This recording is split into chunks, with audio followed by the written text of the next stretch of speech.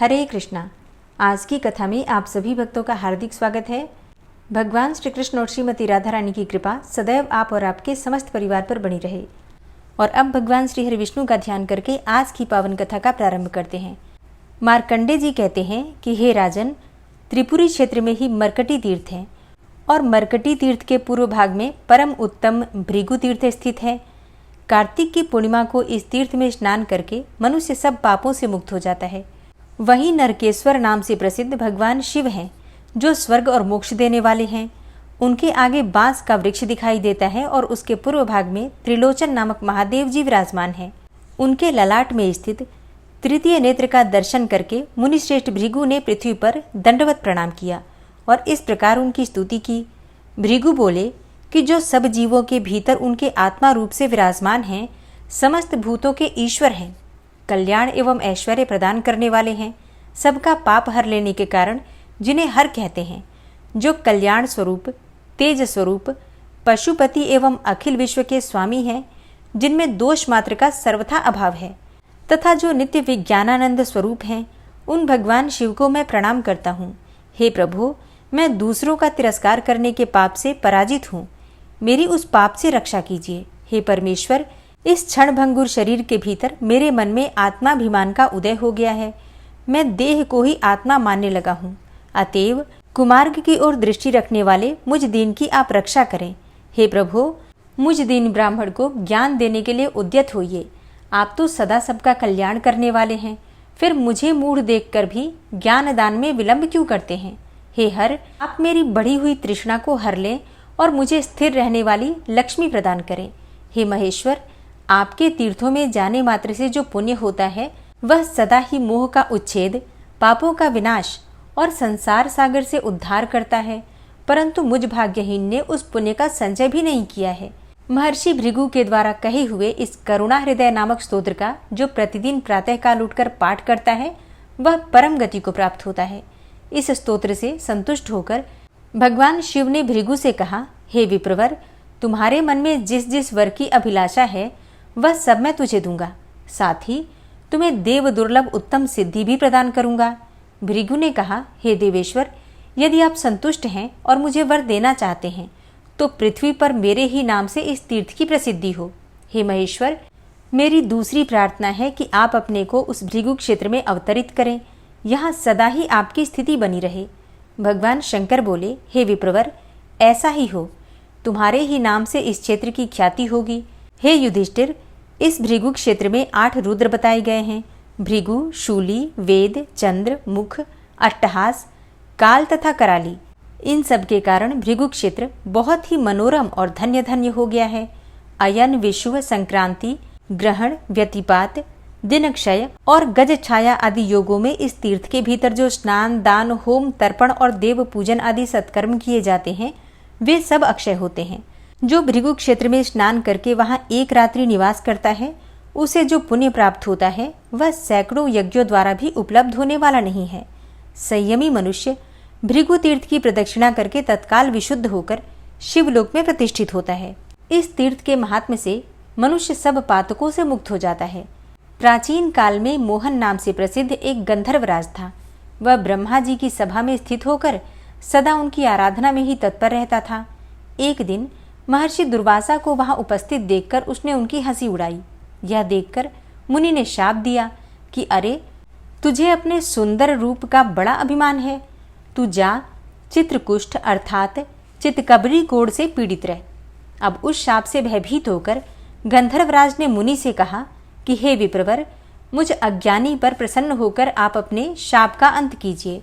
दुर्वासा जी बोले, गंधर्वराज, तू त्रिपुरी में नर्मदा के तट पर जा, वहां समस्त भयों का नाश करने वाले साक्षात भगवान सूर्य निवास करते हैं।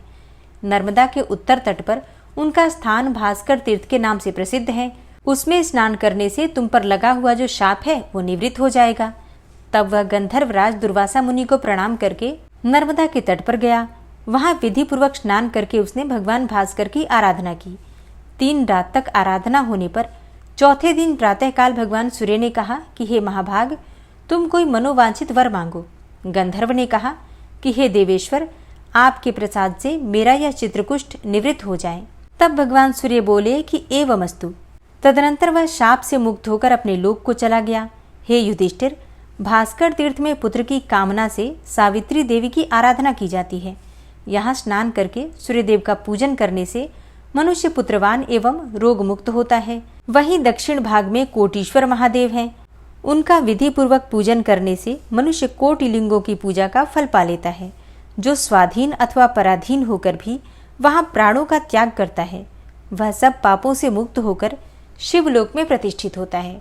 मार्कंडेय जी कहते हैं कि हे राजन, कोटि तीर्थ के दक्षिण भाग में नर्मदा के तट पर ही सोम तीर्थ है, जो भगवान सोम अर्थात चंद्रमा द्वारा आराधित है। वहां स्नान करके मनुष्य स्वर्गलोक में जाते हैं और जिनकी वहां मृत्यु होती है वे फिर इस संसार में जन्म नहीं लेते हैं। सोमदेव के दक्षिण भाग में शक्रेश्वर महादेव विराजमान हैं। पूर्व काल में इंद्र ने वहां संपूर्ण कामनाओं की सिद्धि के लिए भगवान शिव की आराधना की थी।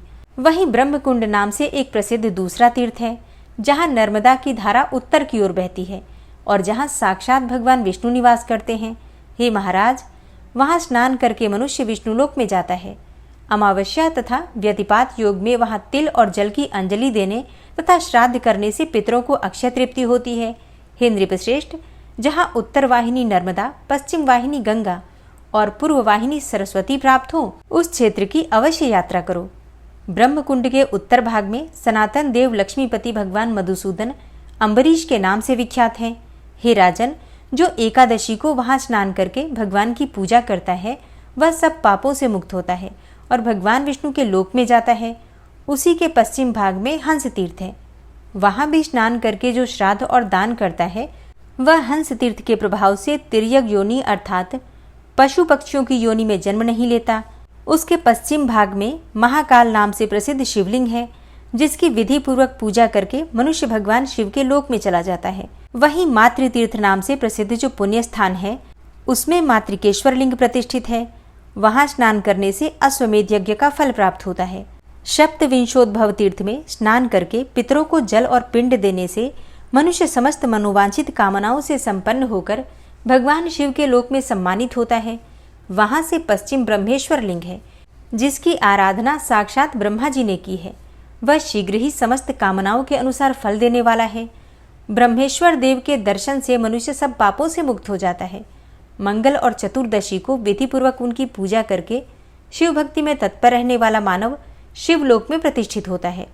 उसके पश्चिम भाग में सिद्धेश्वर नामक प्रसिद्ध शिवलिंग है। उसी के समीप सब पापों का नाश करने वाला सिद्धेश्वर तीर्थ भी है। वहां स्नान करने से स्वर्गलोक की प्राप्ति होती है और जो वहां मृत्यु को प्राप्त होते हैं, उनका फिर संसार में जन्म नहीं होता। पौष मास के शुक्ल पक्ष की अष्टमी तिथि को विधि पूर्वक उनकी पूजा करके मनुष्य स्वर्गलोक में आदर पाता है। उससे उत्तर भाग में विश्वविख्यात संगम तीर्थ है। वहां गंगा, यमुना और नर्मदा का नित्य संगम जानना चाहिए। हे महाराज, उसमें स्नान करने वाले को अश्वमेध यज्ञ करने का फल प्राप्त होता है। उस तीर्थ में पितरों का श्राद्ध अवश्य करना चाहिए। वह उनकी प्रसन्नता को बढ़ाने वाला होता है। राजा ने पूछा कि हे मुनिश्रेष्ठ, इस तीर्थ में गंगा और यमुना कैसे आईं? यह प्रसंग भी विस्तार पूर्वक बतलाइए। मार्कंडेय जी बोले कि हे राजन, त्रिपुरी में मतंग नाम से प्रसिद्ध एक धर्मपरायण राजर्षि रहा करते थे। वे भगवान शिव के भक्त, महान योगी और वेद वेत्ताओं में श्रेष्ठ थे।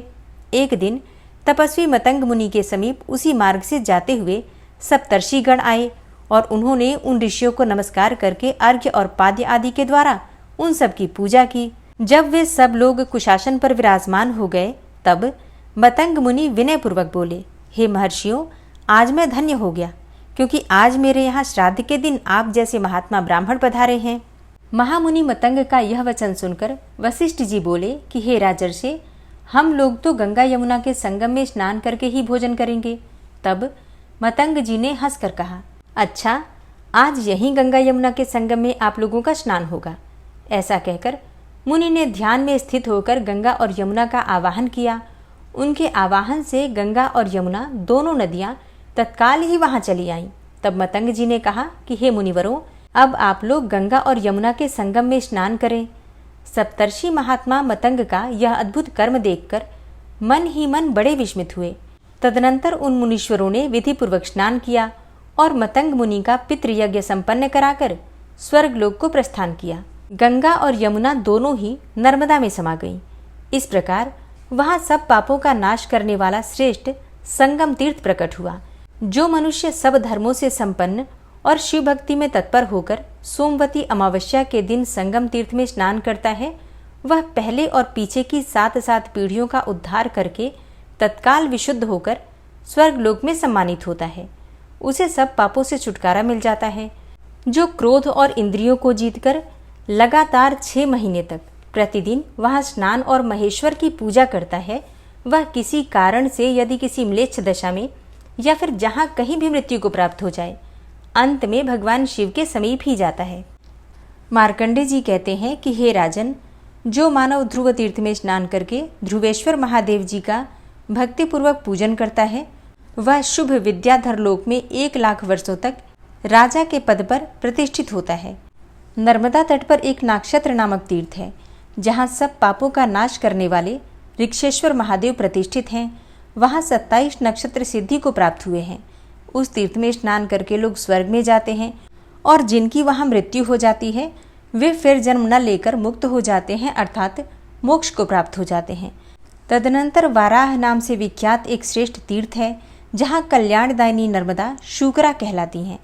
वहाँ एकादशी तिथि को स्नान करके शास्त्रोक्त दान आदि सत्कर्म करने के पश्चात जो विष्णु पारायण व्रती पुरुष द्वादशी को शुद्ध भाव से गंध, पुष्प, धूप, दीप और नैवेद्य आदि के द्वारा भगवान वाराह की पूजा करता है, वह भगवान विष्णु के वैकुंठ धाम में सदा आनंद भोगता है। जो ब्रह्मचर्य का पालन करते हुए क्रोध को जीतकर वैष्णव धर्म में तत्पर होकर भक्तिपूर्वक वैष्णव ब्राह्मणों को भोजन कराता है तथा विष्णु धर्म लिखवाकर श्रोत्रिय ब्राह्मणों को निवेदन करता है, उसे ब्रह्मा, विष्णु और शिव तीनों देवता वर देते हैं। विद्यादान से बड़ा और कोई दान नहीं है। उसके प्रभाव से दाता को सभी फलों की प्राप्ति हो जाती है। तदनंतर चांद्रायण नामक एक उत्तम तीर्थ है। पूर्णिमा तिथि को जब चंद्रमा का रोहिणी नक्षत्र से योग हो, तब उस महोत्सव की वेला में सब सिद्धियों को देने वाले भगवान चंद्रभूषण की पूजा करके मानव स्वर्गलोक में प्रतिष्ठित होता है। जो परम धर्मात्मा पुत्र पूर्णिमा तथा सूर्य ग्रहण के अवसर पर पितरों के लिए तिल और जल की अंजलि अथवा पिंडदान देता है, उसके पापात्मा पितर भी तृप्त हो जाते हैं। वहीं 12 आदित्य तीर्थ भी है। वह उत्तरायण काल में पुण्य की वृद्धि करने वाला है। हे राजन, वहाँ संक्रांति काल और विषुव योग में स्नान एवं सूर्यदेव का पूजन करके मनुष्य सूर्यलोक में सम्मानित होता है। उत्तर दिशा में शंकर नामक शिवलिंग बताया गया है। जो अमावस्या में भगवान शंकर का पूजन करता है, वह सब पापों से मुक्त होकर ब्रह्मलोक में प्रतिष्ठित होता है। उसके बाद विश्वविख्यात संगम तीर्थ है, जहाँ नर्मदा के साथ दत्तात्रेय नदी मिली हुई है। वह उत्तर की ओर से आकर मिलती हैं। देवता और दैत्य सभी दत्तात्रेय नदी को मस्तक झुकाते हैं। वहाँ संगम में स्नान, दान और भगवान विष्णु का पूजन करके मनुष्य श्रीहरि के लोक में जाते हैं।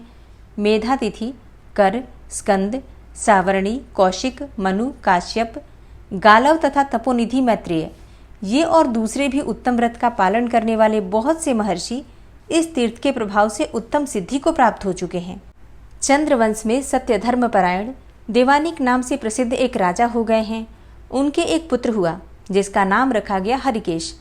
वह समस्त शुभ लक्षणों से संपन्न महान बलवान चक्रवर्ती राजा हुआ। महात्मा हरिकेश ने अनेक यज्ञ किए। उनकी राजधानी कन्यापुर में थी, जो कुबेर की अलका के समान शोभा पाती थी। कन्यापुर की समस्त प्रजा दीर्घायु और धन धान्य से संपन्न थी। श्रीशैल नामक पर्वत पर त्रिपुरा के समीप तुंगभद्रा नाम वाली एक नदी है, जो मल्लिकार्जुन के दर्शन से पाताल गंगा कही गई है। उस पुण्य तीर्थ में प्रतापी हरिकेश ने सूर्य ग्रहण के समय 1 लाख गौ और 1 सहस्त्र स्वर्ण मुद्रा की व्यवस्था की। फिर सूर्य ग्रहण से 5 दिन पूर्व उन्होंने वेदों के विद्वान एवं बहुश्रुत ब्राह्मणों को बुलवाया। वे ग्रहण के समय इन सब गौओं का दान करना चाहते थे। ग्रहण से पूर्व उन्होंने आग्नेयी इष्टि प्रारंभ कर दी। दैव योग से उनके आवाहनी अग्नि में अत्यंत तेजस्वी रुद्र देवता संबंधी मंत्रों द्वारा आहुति डाली गई। उस समय पाताल से प्रलय काल के समान प्रज्वलित अग्नि प्रकट हुई, जिसने वहां के 10,000 ब्रह्मचारियों और 1 लाख गौओं को जलाकर भस्म कर दिया। अब वहां का यज्ञ मंडप और नगर भी भस्मसात हो गया। यह सब देखकर हरिकेश के मन में बड़ा विषाद हुआ। वे अग्नि में समा जाने के लिए अपनी रानियों और समस्त मंत्रियों के साथ आसन से उठकर खड़े हो गए। उस समय सब और बड़ा हाहाकार मचा। तब एक ब्राह्मण ने कहा, हे महाभाग, तुम श्रेष्ठ नगर कल्पग्राम में चले जाओ। राजा हरिकेश वहां जाकर मुनियों की आज्ञा पाकर तत्पश्चात सोमयज्ञ करने के लिए कुरुक्षेत्र को गए और वहां सरस्वती नदी की शरण ली। वहां पहुंचकर उन्होंने शिव और विष्णु और सरस्वती का स्तोत्र एवं जप किया। वे बोले कि मैं कुरुक्षेत्र को जाऊंगा और कुरुक्षेत्र में ही निवास करूंगा। कुरुक्षेत्र का नाम लेने से भी मनुष्य पाप मुक्त हो जाता है। संपूर्ण शब्द रूपी महौषधों से जिन्होंने समस्त जीवों के कलंक को धो डाला है, जिनके तीर्थों का मुनिगण सेवन करते हैं, वे सरस्वती देवी मेरे पापों का नाश करें। राजा का यह वचन सुनकर पापों का अपहरण करने वाली सरस्वती देवी ने कहा, हे राजन, विषाद छोड़ो और मेरा श्रेष्ठ वचन सुनो। तुम्हारे यज्ञ में 10,000 ब्रह्म हत्या तथा 1,00,000 गौ हत्या हुई है। इतने महान पाप से छुटकारा दिलाने में इस चराचर जगत के भीतर एकमात्र नर्मदा नदी ही समर्थ है। नर्मदा समस्त पापों का नाश करने वाली है। मैं सूर्य ग्रहण के अवसर पर 12वें या 24वें वर्ष सदैव नर्मदा के कोटि तीर्थ में स्नान करने के लिए जाया करती थी। इससे मैं भी परम शुद्ध हो गई हूँ। नृप श्रेष्ठ, नर्मदा में स्नान और शिव का पूजन करके एक श्रेष्ठ यज्ञ करो और उसमें बहुत से सुवर्ण की दक्षिणा दो। उससे तुम्हारा उद्धार हो जाएगा। जो ब्राह्मण और गौवें वहाँ मृत्यु को प्राप्त हुई हैं, उनकी हड्डियों को ले जाकर नर्मदा जी के जल में बहा दो। उस जल का स्पर्श होने से उन सबको देवलोक की प्राप्ति हो जाएगी और नर्मदा के जल एवं तिल की अंजलि देने से उन सबकी उत्तम मुक्ति भी हो जाएगी। सरस्वती का यह वचन सुनकर राजा ने उनको प्रणाम किया और रानियों तथा परिवार के साथ प्रसन्नतापूर्वक कन्यापुर में लौट आए। वहां जाकर राजा ने सेवकों को आज्ञा दी कि तुम सब लोग सब आवश्यक सामग्री एकत्र करके यज्ञ की सामग्री भी साथ लेकर नर्मदा नदी के तट पर चलो। यह आदेश पाकर सेवकों ने अन्य सामानों के साथ उचित रीति से उन ब्राह्मणों और गौओं का अस्थिभस्म भी वहां पहुंचा दिया। तदनंतर वह अस्थिभस्म आदि नर्मदा के जल में मंत्रोच्चारण पूर्वक बहा दिया गया और उत्तम विधि से पूजन करके हाथ जोड़े हुए राजा ने देवताओं और ब्राह्मणों को तृप्त किया। उस स्थान पर एक स्रोत प्रकट होकर नर्मदा के जल में जा मिला। वह नर्मदा संगम गांजाल के नाम से प्रसिद्ध हुआ। जहाँ गांजाल है वहीं एक सिद्ध लिंग भी है। जो ब्राह्मण और गौ उस प्रलयाग्नि द्वारा दग्ध हुए थे, वे दिव्य विमान पर आरूढ़ होकर आशीर्वाद देते हुए हरिकेश की प्रशंसा करने लगे। हे महाभाग, तुम्हारे प्रसाद से हम सब लोग दिव्य लोक में देवभाव को प्राप्त हो गए। ऐसा कहकर वे सभी विष्णुधाम में चले गए। राजाओं में श्रेष्ठ हरिकेश भी अत्यंत प्रसन्नता के साथ लोक पावनी नर्मदा देवी को नमस्कार करके एकाग्र चित्त होकर उनकी स्तुति करने लगे। हे सरिताओं में श्रेष्ठ नर्मदे, आपको नमस्कार है। आपके जल में जहाँ कहीं भी स्नान करके मनुष्य सब पापों से मुक्त हो जाता है। इस घोर संसार सागर में फिर उसका जन्म नहीं होता। कोई भी बलवान सहस्त्रों जन्मों में भी आपके वेग को रोक नहीं सकता। आपने संपूर्ण चराचर विश्व को अपनी जल से व्याप्त कर रखा है। हे महादेवी, आपके ही प्रसाद से मनुष्य की इस भवसागर से मुक्ति होती है। राजा का यह स्तोत्र सुनकर नर्मदा देवी ने उन्हें प्रत्यक्ष दर्शन दिया और इस प्रकार कहा कि हे महाभाग, तुम अपनी इच्छा के अनुसार वर मांगो। हरिकेश ने कहा कि हे देवी, आप मुझे पवित्र कर दें। आपके जल में स्नान, अवगाहन, पान तथा आपके नाम का स्मरण एवं कीर्तन करने से तत्काल ही 7 जन्मों के किए हुए पाप नष्ट हो जाएं।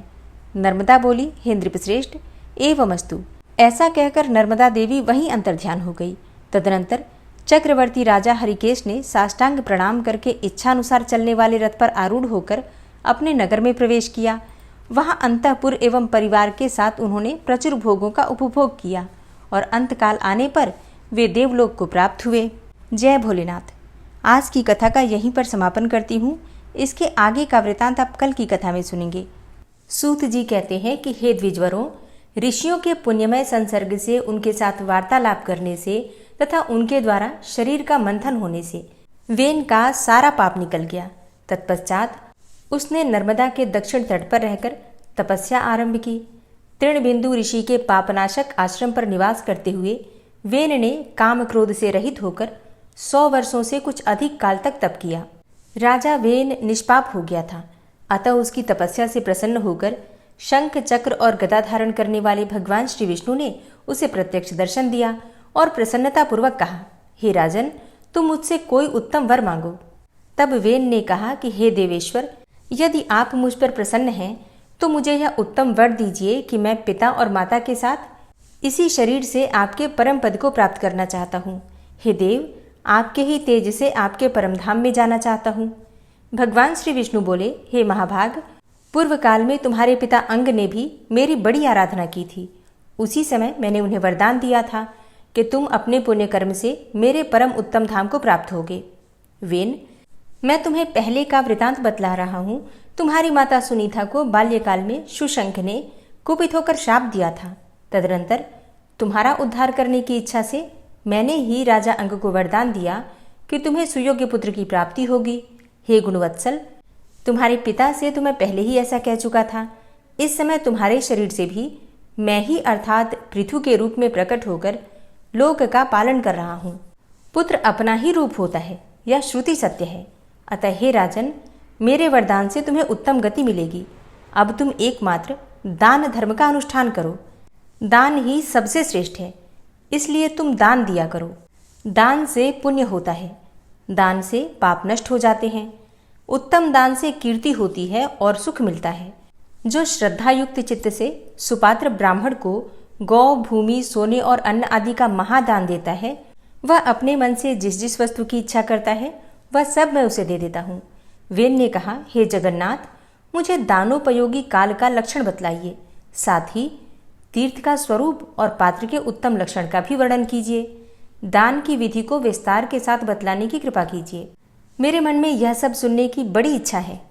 भगवान श्री विष्णु बोले, हे राजन, मैं दान का समय बताता हूँ। महाराज, नित्य, नैमित्तिक और काम्य ये दान काल के 3 भेद हैं। चौथा भेद प्रायिक अर्थात मृत्यु संबंधी कहलाता है। हे भूपाल, मेरे अंशभूत सूर्य को उदय होते देखकर जो जल मात्र भी अर्पण करता है, उसके पुण्यवर्धक नित्य कर्म की कहाँ तक प्रशंसा की जाए। उस उत्तम बेला के प्राप्त होने पर जो श्रद्धा और भक्ति के साथ स्नान करता तथा पितरों और देवताओं का पूजन करके दान देता है, जो अपनी शक्ति और प्रभाव के अनुसार दयार्द्र चित्त से अन्न, जल, फल फूल, वस्त्र, पान, आभूषण, सुवर्ण आदि वस्तुएं दान करता है, उसका पुण्य अनंत होता है। हे राजन, मध्याह्न और तीसरे पहर में भी जो मेरे उद्देश्य से खान पान आदि वस्तुएं दान करता है, उसके पुण्य का भी अंत नहीं है। अतः जो पुरुष अपना कल्याण चाहता है, उस पुरुष को तीनों समय निश्चय ही दान करना चाहिए। अपना कोई भी दिन दान से खाली नहीं जाने देना चाहिए, अर्थात प्रतिदिन दान करना अत्यंत आवश्यक है। हे राजन, दान के प्रभाव से मनुष्य बहुत बड़ा बुद्धिमान, अधिक सामर्थ्यशाली, धनाढ्य और गुणवान होता है। यदि एक पक्ष या 1 मास तक मनुष्य अन्न का दान नहीं करता तो मैं उसे भी उतने ही समय तक भूखा रखता हूँ। और उत्तम दान न देने वाला मनुष्य अपने मल का भक्षण करता है। मैं उसके शरीर में ऐसा रोग उत्पन्न कर देता हूँ जिससे कि उसके सब भोगों का निवारण हो जाता है। जो तीनों कालों में ब्राह्मणों और देवताओं को दान नहीं देता तथा स्वयं ही मिष्टान्न खाता है, उसने महान पाप किया है। हे महाराज, शरीर को सुखा देने वाला उपवास आदि भयंकर प्रायश्चितों के द्वारा उसको अपने देह का शोषण करना चाहिए। हे नरश्रेष्ठ, अब मैं तुम्हारे सामने नैमित्तिक पुण्यकाल का वर्णन करता हूँ, मन लगाकर सुनो।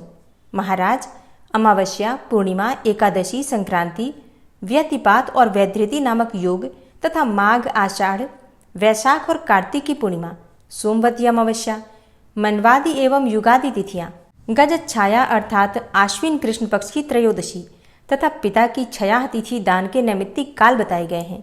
हे नृपश्रेष्ठ, जो मेरे उद्देश्य से भक्तिपूर्वक ब्राह्मण को दान देता है, उसे मैं निश्चय पूर्वक महान सुख और स्वर्ग मोक्ष आदि बहुत कुछ प्रदान करता हूँ। और अब दान का फल देने वाले काम्य काल का वर्णन करता हूँ। तुम ध्यानपूर्वक सुनो।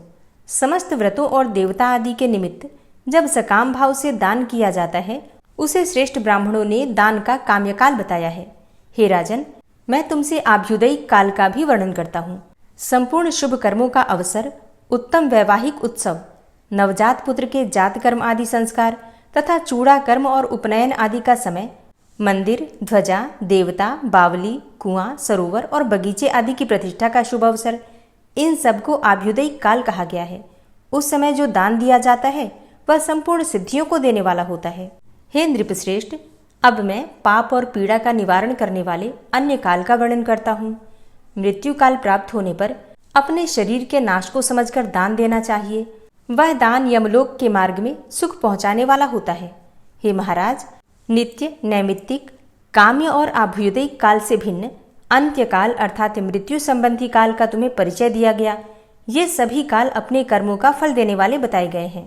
हे राजन, अब मैं तुम्हें तीर्थ का लक्षण बतलाता हूँ, तुम ध्यान पूर्वक सुनो। उत्तम तीर्थों में ये गंगा जी बड़ी पावन जान पड़ती हैं।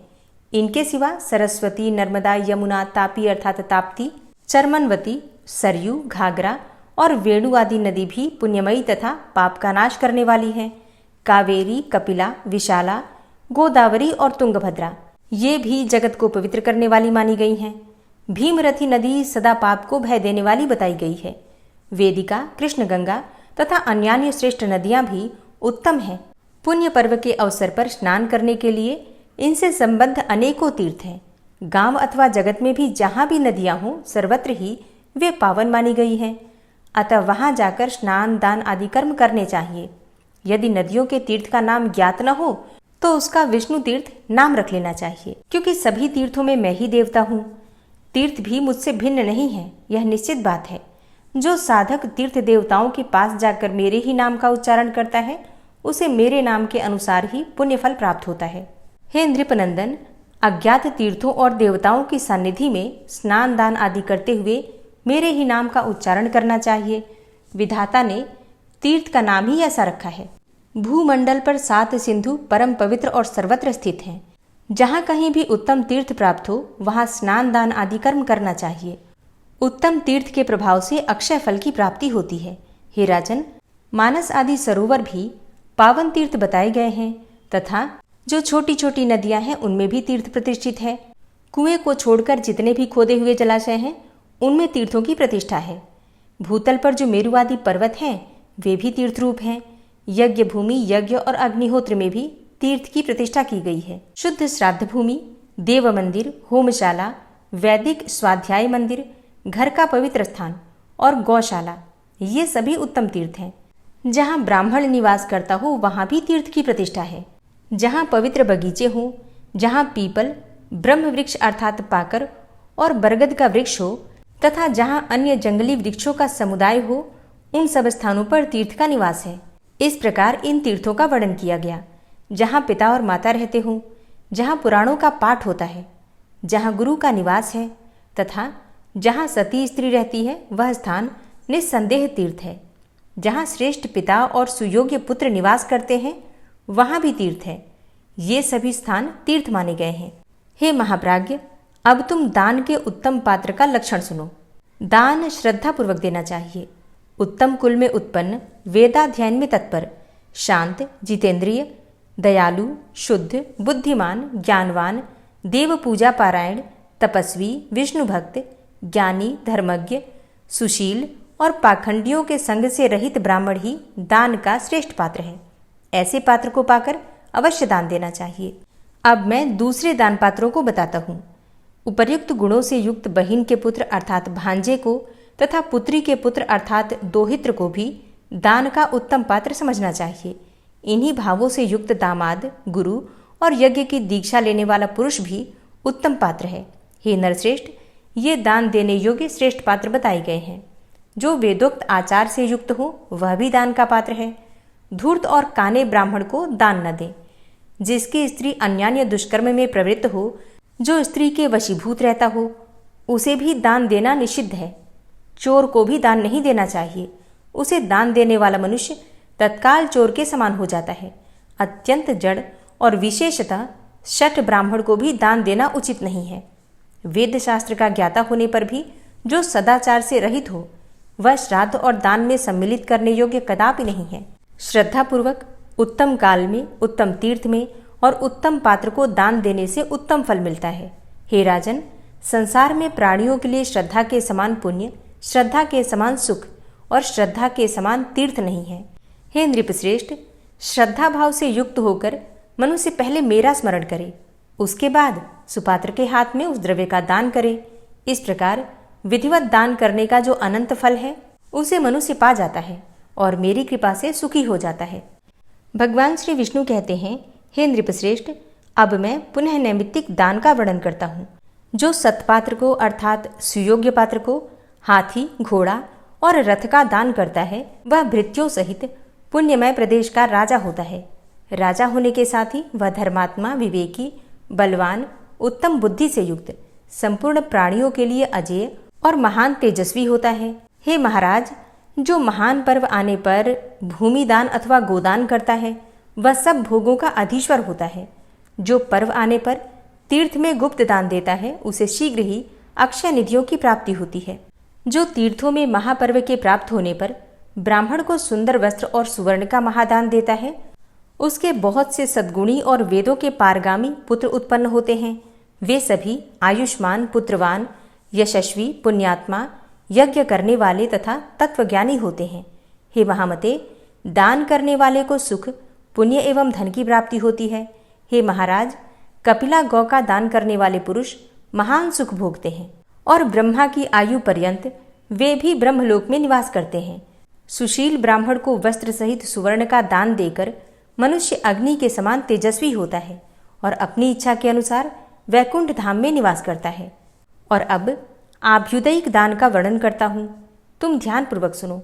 हे नृपश्रेष्ठ, यज्ञ आदि में जो दान दिया जाता है वह यदि शुद्ध भाव से दिया गया हो तो उससे मनुष्य की बुद्धि बढ़ती है तथा दाता को कभी दुख नहीं उठाना पड़ता।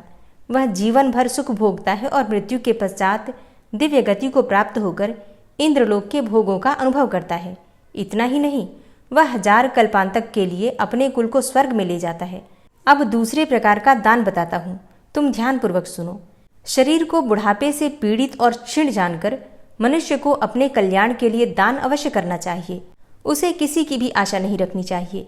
मेरे मर जाने पर ये मेरे पुत्र तथा अन्यान्य स्वजन संबंधी बंधु बांधव कैसे रहेंगे और मेरे बिना मेरे मित्रों की क्या दशा होगी, इत्यादि बातें सोचकर उनके मोह से मुग्ध हुआ मनुष्य कुछ भी दान नहीं कर पाता। ऐसा जीव यमलोक के मार्ग में पहुंचकर बहुत दुखी हो जाता है। वह भूख प्यास से व्याकुल तथा नाना प्रकार के दुखों से पीड़ित रहता है।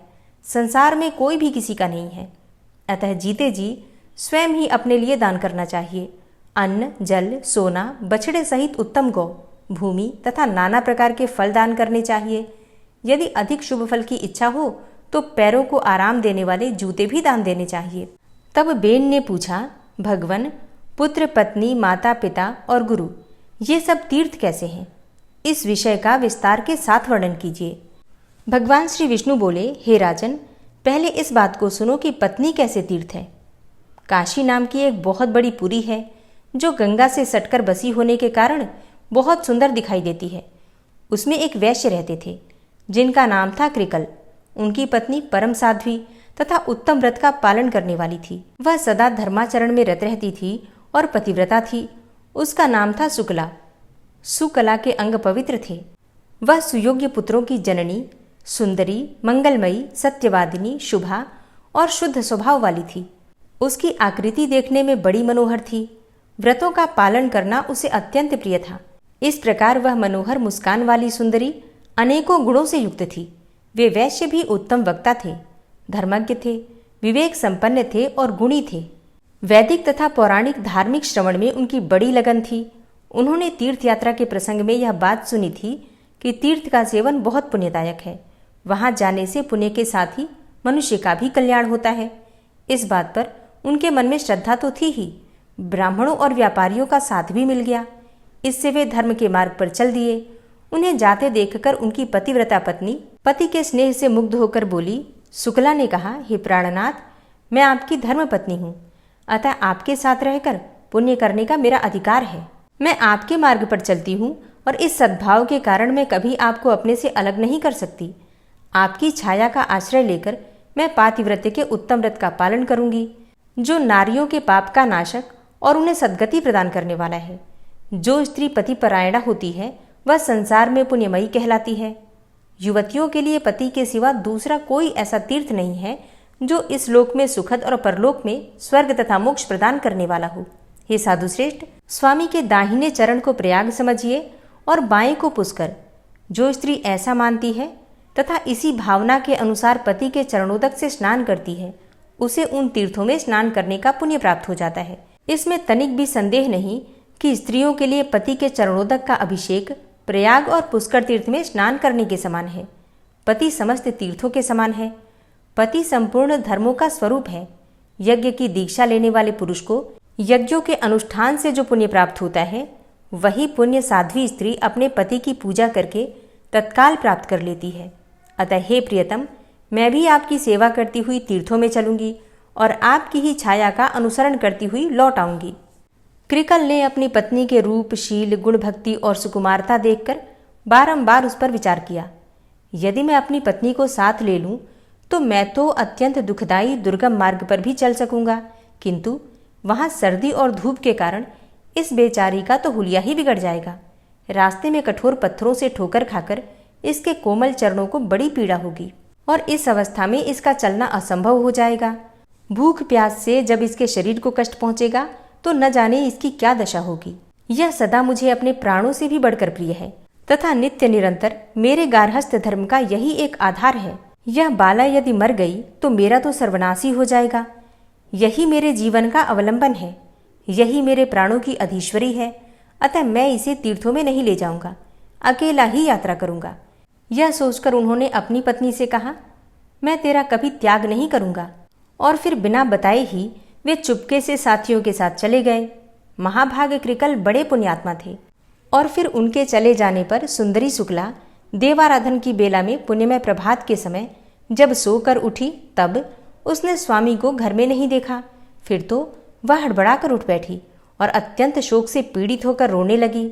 वह बाला अपने पति के साथियों के पास जाकर पूछने लगी कि हे महाभागगण, आप लोग मेरे बंधु हैं। मेरे प्राणनाथ कृकल मुझे छोड़कर कहीं चले गए हैं। यदि आपने उन्हें देखा हो तो बताइए। जिन महात्माओं ने मेरे पुण्यात्मा स्वामी को देखा हो वे मुझे बताने की कृपा करें।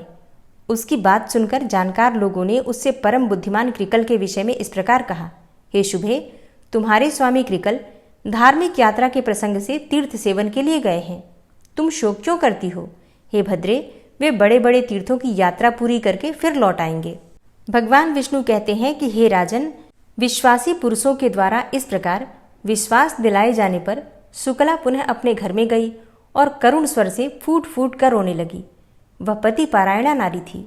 उसने यह निश्चय कर लिया कि जब तक मेरे स्वामी लौटकर नहीं आएंगे तब तक मैं भूमि पर चटाई बिछाकर ही सोऊंगी। घी, तेल और दूध दही नहीं खाऊंगी। पान और नमक का भी त्याग कर दूंगी। गुड़ आदि मीठी वस्तु को भी छोड़ दूंगी।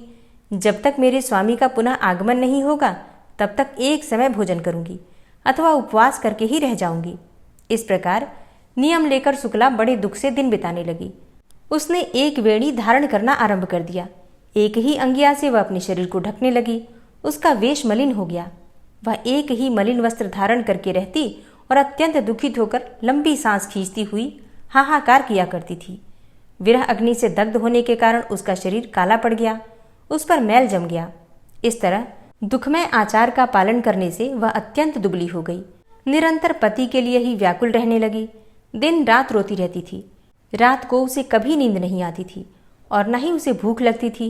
शुक्ला की यह अवस्था देखकर उसकी सहेलियों ने आकर पूछा, सखी शुक्ला, तुम इस समय रो क्यों रही हो? सुमुखी, हमें अपने दुख का कारण बताओ। शुक्ला बोली, सखियों, मेरे धर्म पारायण स्वामी मुझे छोड़कर धर्म कमाने गए हैं।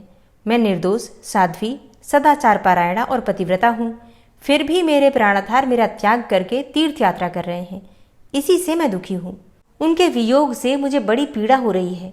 हे सखी, प्राण त्याग देना अच्छा है, किंतु प्राणाधार स्वामी का त्यागना कदापि अच्छा नहीं है। प्रतिदिन का यह दारुण वियोग अब मुझसे नहीं सहा जाता। हे सखियों, यही मेरे दुख का कारण है। नित्य के विरह से ही मैं कष्ट पा रही हूँ। सखियों ने कहा, हे बहिन, तुम्हारे पति तीर्थ यात्रा के लिए गए हैं। यात्रा पूरी होने पर वे घर लौट आएंगे। तुम व्यर्थ ही शोक कर रही हो, वृथा ही अपने शरीर को सुखा रही हो तथा अकारण ही भोगों का परित्याग कर रही हो। अरे, मौज से खाओ पियो, क्यों कष्ट उठाती हो? कौन किसका स्वामी, कौन किसके पुत्र और कौन किसके सगे संबंधी हैं? संसार में कोई किसी का नहीं है। किसी के साथ भी नित्य संबंध नहीं है। हे बाले, खाना पीना और मौज उड़ाना यही संसार का फल है। मनुष्य के मर जाने पर कौन इस फल का उपभोग करता है और कौन उसे देखने आता है? शुक्ला बोली, सखियों, तुम लोगों ने जो बात कही है वह वेदों को मान्य नहीं है। जो नारी अपने स्वामी से पृथक होकर सदा अकेली रहती है उसे पापिनी समझा जाता है। श्रेष्ठ पुरुष उसका आदर नहीं करते। वेदों में सदा यही बात देखी गई है कि पति के साथ नारी का संबंध पुण्य के संसर्ग से ही होता है और किसी कारण से नहीं। अतः उसे सदा पति के साथ ही रहना चाहिए। शास्त्रों का वचन है कि पति ही सदा नारियों के लिए तीर्थ है। इसलिए स्त्री को उचित है कि वह सच्चे भाव से पति की सेवा में प्रवृत्त होकर प्रतिदिन मन, वाणी, शरीर और क्रिया द्वारा पति का ही आवाहन करे और सदा पति का ही पूजन करे। पति स्त्री का दक्षिण अंग है। उसका वाम पार्श्व ही पत्नी के लिए महान तीर्थ है। गृहस्थ नारी पति के वाम भाग में बैठकर जो दान, पुण्य और यज्ञ करती है उसका बहुत बड़ा फल बताया गया है। काशी की गंगा, पुष्कर तीर्थ, द्वारकापुरी, उज्जैन तथा केदार नाम से प्रसिद्ध महादेव जी के तीर्थ में स्नान करने से भी वैसा फल नहीं मिल सकता। यदि स्त्री अपने पति को साथ लिए बिना ही कोई यज्ञ करती है तो उसे उसका कोई फल नहीं मिलता। पतिव्रता स्त्री उत्तम सुख, पुत्र का सौभाग्य, स्नान, दान, वस्त्र, आभूषण, सौभाग्य, रूप, तेज, फल, यश, कीर्ति और उत्तम गुण प्राप्त करती है। पति की प्रसन्नता से उसे सब कुछ मिल जाता है, इसमें तनिक भी संदेह नहीं है। जो स्त्री पति के रहते हुए उसकी सेवा को छोड़कर दूसरे किसी धर्म का अनुष्ठान करती है उसका वह कार्य निष्फल होता है तथा लोक में वह व्याभिचारिणी कही जाती है। नारियों का यौवन, रूप और जन्म सब कुछ पति के लिए होते हैं। इस भूमंडल में नारी की प्रत्येक वस्तु उसके पति की आवश्यकता पूर्ति का ही साधन है।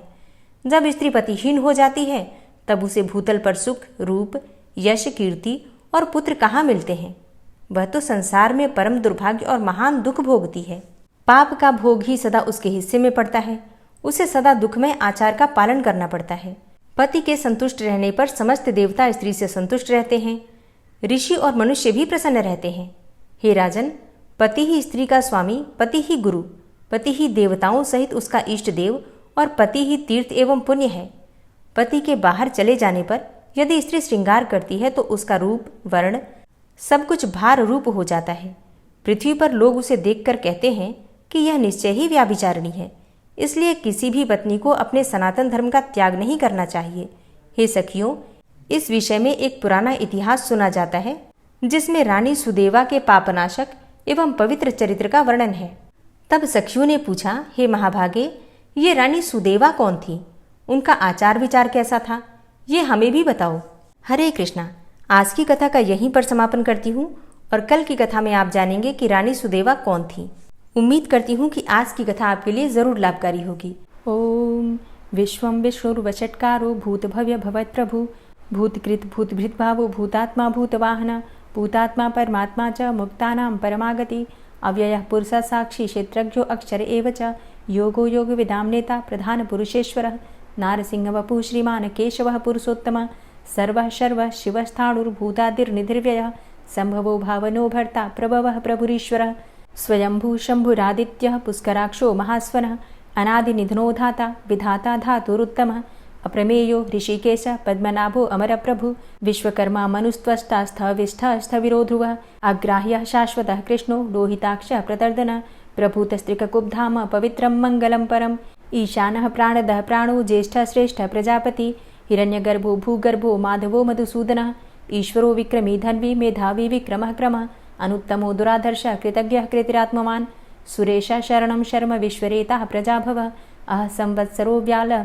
प्रत्ययः सर्वदर्शनः अजः सर्वेश्वरः सिद्धः सिद्धे सर्वादिर्च्युतः वृषाकपिर्मेयात्मा सर्वयोगविनिश्रितः वसुर्वसुमनः सत्यः समात्मा संमितः समः अमोघः पुण्डरीकाक्षो वृषकर्मा वृषाकृतिः रुद्रो बहुशिरा बभ्रुर्विश्वयोनिः शुचिश्रवः अमृतः शाश्वतस्थाणुर्वरारोहो महातपः सर्वगः सर्वविद्भानुर्विश्वक्सेनो जनार्दनः वेदो वेदविद्व्यङ्गो वेदाङ्गो वेदवित्कविः लोकाध्यक्षः सुराध्यक्षो धर्माध्यक्षः कृताकृतः चतुरात्मा चतुर्व्यूहश्चतुर्द्रष्टश्चतुर्भुजः भ्राजेष्णुर्भोजनं भोक्ता सहिष्णुर्जगदाति च अनघो विजयो जेता विश्वयोनिः पुनर्वसु उपेन्द्रो वामनः प्रांशुर्मोघः शुचिरुर्जितः अतीन्द्रः संग्रहः सर्गो धृतात्मा नियमो यमः वेद्यो वैद्यः सदा योगी वीरः माधवो मधु अतीन्द्रियो महामायो महोत्साहो महाबलः महाबुद्धिर्महावीर्यो महाशक्तिर्महाद्युतिः अनिर्देश्य वपुः श्रीमान् मेयात्मा महाधृतिर् महिश्वासो महीभर्ता श्रीनिवासः सतां गति अनिरुद्ध सुरानंदो गोविंदो गोविंदांपति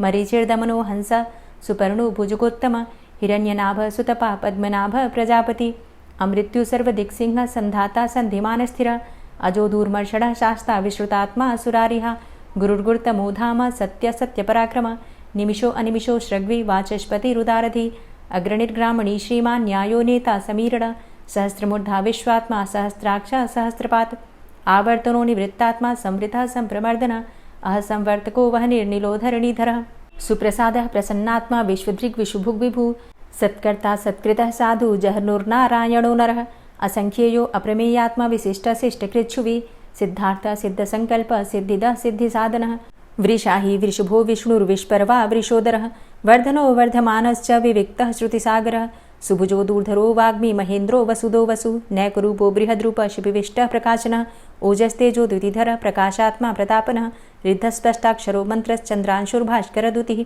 अमृतांशुद्भवो भानु शशबिन्दुः सुरेश्वरः औषधं जगतः सेतु सत्यधर्मपराक्रमः भूतभव्य भवन्नाथ पवनः पावनो नलः कामः कामकृत्कान्तः कामः कामप्रदः प्रभु युगादिकृद्युगावर्तो नैकमायो महाशनः अदृश्यो अव्यक्तरूपश्च सहस्रजितनन्तजित् इष्टो अविशिष्ट शिष्टेष्ट शिखण्डी नहुसो वृष क्रोधः क्रोधकृत्कर्ता विश्वबाहुर्महीधरः अच्युतः प्रतितः प्राणः प्राणदो वासवानुजः अपां निधिर्धिष्ठानं प्रमत्तः प्रतिष्ठितः स्कन्दः स्कन्दधरो धूर्यो वरदो वायुवाहनः वासुदेवो बृहद्भानुरादिदेवः पुरन्दरः अशोकस्तारणस्तारः शूरः सौरिर्जनेश्वरः अनुकूलः शतावर्त पद्मी पद्मनिभेक्षणः पद्मनाभो अरविन्दाक्ष पद्मगर्भ शरीरभृत् महर्धिरिद्धो वृद्धात्मा महाक्षो गरुडाध्वजः अतुलः शरभो भीमो समयज्ञो हविर्हरि सर्वलक्षणलक्षण्यो लक्ष्मीवान् समितिञ्जयः वीक्षरो रोहितो मार्गो हेतुर्दामोदरः सः महीधरो महाभागो वेगवान् मिताशनः उद्भवः क्षोभणो देवः श्रीगर्भः परमेश्वरः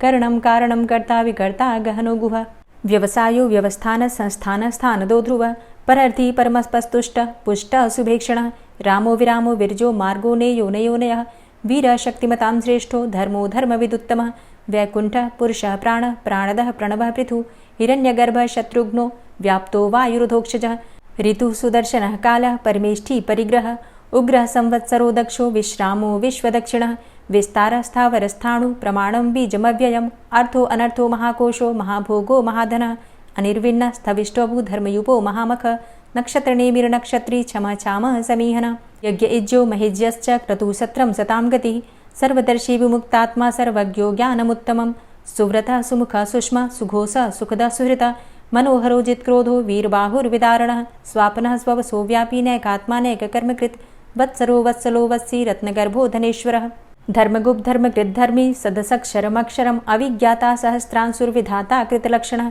गभस्तिनेमिः सत्त्वस्थः सिंहो भूतमहेश्वरः आदिदेवो महादेवो देवेशो देवभृद्गुरुः उत्तरो गोपतिर्गोप्ता ज्ञानगम्यः पुरातनः शरीरभूतभृद्भोक्ता कपीन्द्रो भूरि दक्षिणः सोमभो अमृतपः सोमः पुरुजित पुरुषोत्तमः विनियोजयः सत्यसन्धो दाशाः सात्वताम्पतिः जीवो विनयिता साक्षी मुकुन्दो अमितविक्रमः अम्भो निदृणन्तात्मा महोदधीशयोऽन्तकः अजोमहारः स्वाभाव्यो जितामित्रः प्रमोदनः आनन्दो नन्दनो नन्दः सत्यधर्मा त्रिविक्रमः महर्षि कपिलाचार्यः कृतज्ञो मेदिनीपतिः त्रिपदस्त्रिदशाध्यक्षो महाशृङ्गः कृतान्तकृत् महावराहो गोविन्दः सुखेणः कनकाङ्गदी गुह्यो गभीरो गहनो गुप्तश्चक्रगदाधरः वेधा स्वाङ्गो अजितः कृष्णो दृढः सङ्कर्षणोच्युतः वरुणो वारुणो वृक्षः पुष्कराक्षो महामनाः भगवान् भगानन्दी वनमाली हलायुधः आदित्यो ज्योतिरादित्यः सहिष्णुर्गतिसत्तमः सुधन्वाखण्ड परशुर्दारुणो द्रविडप्रदः दिविस्त्रिक्सर्वदृग्व्यासो वाचस्पतिर्योनिजः त्रिसामासामगः साम निर्वाणं भेषजं भिषक् सन्न्यासकृच्छमः शान्तो निष्ठा शान्तिः परायणं शुभाङ्गः शान्तिदस्रष्टा कुमुदः कुवलेशय गोहितो गोपतिर्गोप्ता वृषभाक्षो वृषप्रियः अनिवर्ति निवृतात्मा संक्षेप्ता चेमकृच्छिवः श्रीवत्सवक्षा श्रीवास श्रीपति श्रीमताम्बरः श्रीधर श्रीश श्रीनिवास श्रीनिधि श्रीविभावन श्रीधर श्रीकर श्रेय श्रीमान् लोकत्रयाश्रयः स्वक्ष स्वङ्ग शतानन्दो नन्दिर्ज्योतिर्गणेश्वरः विजितात्मा विधेयात्मा सत्कीर्तिश्छिन्न संशयः उदीर्णः सर्वतक्षशुर्निश शाश्वतः स्थिरः भूषयो भूषणो भूतिर्विशोकः शोकनाशनः अर्चिष्मानर्चितः कुम्भो विशुद्धात्मा विशोधनः अनिरुद्धो अप्रतिरथ प्रद्युम्नो अमितविक्रमः कालिनेमि निहावीर शौरी शूरजनेश्वरः त्रिलोकात्मा त्रिलोकेशः केशवः केशिहारी कामदेवः कामपालः कामीकान्तः कृतागमः अनिर्देशव पुर्विष्णुर्वीरो अनंतो धनंजय ब्रह्मण्यो ब्रह्मकृत ब्रह्मा ब्रह्म ब्रह्म विवर्धन ब्रह्मविद ब्राह्मणे ब्रह्मी ब्रह्मज्ञो ब्राह्मण प्रिय महाक्रमो महाकर्मा महातेजा महोरग महाक्रतुर्महायज्वा महायज्ञो महाहवि स्तव्य स्तव प्रिय स्तोत्रम स्तुतिस्तोतारण प्रिय पूर्ण पुरैता पुण्य पुण्यकीर्तिर्नामय मनोजवस्तीर्थकरो वसुरेता वसुप्रद वसुप्रदो वासुदेव वसुर्वसुमनाहवि सद्गतिः सत्कीर्तिः सत्ता सद्भूति सत्परायणः शूरसेनो यदुश्रेष्ठ सन्निवासः सुयामुनः भूतावासो वासुदेवः सर्वासु निलयो नलः दर्पः दर्पदो दृप्तो दूर्धरोथा पराजितः विश्वमूर्तिर्महामूर्तिर्दीप्तमूर्तिर्मूर्तिमान् अनेकमूर्तिरव्यक्तः शतमूर्तिः शताननः एको नैकः सवः किं यत्तत्पदमनुत्तमं लोकबन्धुर्लोकनाथो माधवो भक्तवत्सलः सुवर्णवर्णो हेमांगो वरांगश्चन्दनांगदी वीरः विषमः शून्यो घृताशीर चलश्चलः अमानीमानदो मान्यो लोकस्वामी त्रिलोकधृक् सुमेधा मेधजो धन्य सत्यमेधा धराधर तेजो वृष द्वितिधर सर्वशस्त्रभृतांबर प्रग्रहो निग्रहो व्यग्रो नैकशृंगो गदाग्रज चतुर्मूर्तिश्चतुर्बाहुश्चतुर्व्यूहश्चतुर्गति चतुरात्मा चतुर्भावश्चतुर्वेद विदेकपात समावर्तो अन्वृतात्मा दुर्जयो दुरतिक्रम दुर्लभो दुर्गमो दुर्गो दुरावासो दुरारिहा शुभांगो लोक सारंग सुतंतुस्तंतुवर्धन इंद्रकर्मा महाकर्मा कृतकर्मा कृतागम उद्भव सुंदर सुंदो रत्ननाभ सुलोचन अर्को वाजसन श्रृंगी जयंत सर्वविजयी सुवर्णबिंदु रक्षोभ्य सर्वभागीश्वरेश्वर महाह्रदो महागर्तो महाभूतो महानिधि कुमुदः कुंदरः कुंदः पर्जन्यः पावनो नीलः अमृताशो अमृतवपुः सर्वज्ञः सर्वतोमुख सुलभः सुव्रतः सिद्धः शत्रुजित् शत्रुतापनः न्यग्रोधो दुम्बरो अस्वस्थश्चाणुरान्ध्रनिषूदनः सहस्रार्चिः सप्तजिह्वः सप्तैधा सप्तवाहनः अमूर्तिरणघो अचिन्त्यो भयकृद् भयनाशनः अणुर्बृहत् कृशस्थूलो गुणभृन्निर्गुणो महान् अधृतः स्वधृतः स्वास्य प्राग्वंशो वंशवर्धनः भारभृति कथितो योगी योगी स सर्वकामद आश्रम श्रमण छाम सुपर्णो वायुवाहन धनुर्धरोर्धनुर्वेदो दण्डोदमयितादम अपराजितः सर्वसहो नियन्ता नियमो यमः सत्त्ववान् सात्विकः सत्य सत्यधर्मपरायण अभिप्रायः प्रियार्होर्ह प्रियकृत्प्रीतिवर्धनः विहाय सगतिर्ज्योति सुरुचिर्हुद्भुग्विभु रविर्विलोचनः सूर्य सविता रविलोचनः अनन्तो हुद्भुग्भोक्ता सुखदो नैकजोग्रज अनिर्विण्ण सदामर्षि लोकाधिष्ठानमद्भुतः सनात सनातन्तमः कपिलः कपिरप्यय स्वस्तिदा स्वस्तिकृत् स्वस्ति स्वस्तिभुक् स्वस्ति दक्षिण रौद्रः कुण्डली चक्रे विक्रमयुर्जिति शासन शब्दातिग शब्दशः शिशिरः शर्वरीकर अक्रूरः पेशलो दक्षो दक्षिणः क्षमिणाम्बर विद्वतमो वितभय पुण्यश्रवणकीर्तन उत्तारणो दुष्कृतिः पुण्यो दुःस्वप्ननाशन वीरः रक्षण संतो जीवनः पर्यवस्थित अनन्तरूपो अनन्तसृर्जितमन्युर्भयापः चतुरश्रो गभीरात्मा विदिशो व्यादिशो दिश अनादिर्भूर्भुवो लक्ष्मी सुवीरो रुचिरांगद जननो जन्मादिर्भीमो भीमपराक्रम आधारनीलयोधाता पुष्पहासः प्रजागर ऊर्ध्वग सत्पथाचार प्राणदः प्रणवपण प्रमाणं प्राणनीलयः प्राणभृत् प्राणजीवन तत्त्वं तत्त्वविदेकात्मा जन्म मृत्यु जरातिग भूर्भुवः स्वस्तरुस्तार सविता प्रपितामह यज्ञो यज्ञपतिर्यज्वा यज्ञांगो यज्ञवाहन यज्ञभृद्यज्ञकृद्यज्ञ यज्ञभुग्यज्ञसाधन यज्ञान्तिकृद्यज्ञ गुह्यमन्यमन्नादेव च आत्मयोनिः स्वयं जातो वैखानः सामगायन देवकी नन्दन स्रष्टा क्षितिसः पापनाशन शङ्खभृन्नन्दकी चक्री शारङ्गधन्वा गदाधरः रथांगपाणिरक्षोभ्य सर्वप्रहरणायुध ओम नमः इति। और अब आप सुनेंगे श्री तुलसी चालीसा। श्री तुलसी महारानी करु विनय सिरनाय जो मम हो संकट विकट दीजे मात नशाय। नमो नमो तुलसी महारानी महिमा अमित न जाए बखानी दियो विष्णु तुमको सन्माना जग में छायो सुयस महाना। विष्णु प्रिया जय जयति भवानी तिहु लोक की हो सुख खानी। भगवत पूजा करे जो कोई बिना तुम्हारे सफल न होई। जिन घर तव नहीं होय निवासा उस घर कर ही विष्णु नहीं बासा। करे सदा जो तव नित सुमिरन तेहि के काज होय सब पूरन। कार्तिक मास महात्म तुम्हारा ताको जानत सब संसारा। तव पूजन जो करे कुंवारी पावे सुंदर वर सुकुमारी।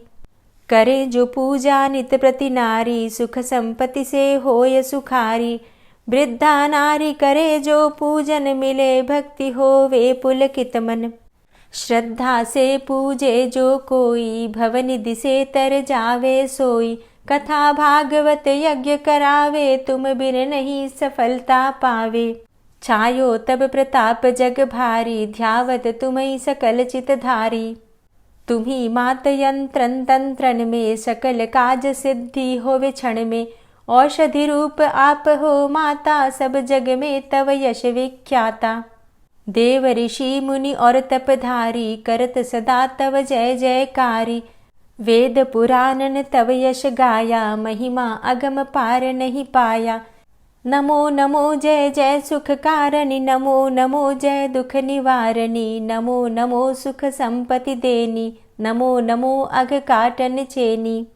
नमो नमो भक्तन दुख हरणी, नमो नमो दुष्टन मद छेनी। नमो नमो भव पार उतारणी, नमो नमो परलोक सुधारणी। नमो नमो निज भक्त उबारणी, नमो नमो जन काज सवारणी। नमो नमो जय कुमति नशावनी, नमो नमो सब सुख उपजावनी। जयति जयति जय तुलसी माई, ध्याऊं तुमको शीश नवाई। निज जन जानि मोहि अपनाओ, बिगड़े कारज आप बनाओ। करूं विनय मैं मात तुम्हारी, पूर्ण आशा करहु हमारी। शरण चरण कर जोरी मनाऊं, निश दिन तेरे ही गुण गाऊं। करहु मात अब मोह पर दाया, निर्मल होए सकल मम काया। मांगू मातु यही बर दीजे, सकल मनोरथ पूर्ण कीजे। जानू नहीं कछु नेम आचारा, क्षमहु मातु अपराध हमारा। 12 मास करे जो पूजा, तासम जग में और नहीं दूजा। प्रथम ही गंगा जल मंगवावे, फिर सुंदर स्नान करावे। चंदन अक्षत पुष्प चढ़ावे, धूप दीप नैवेद्य लगावे।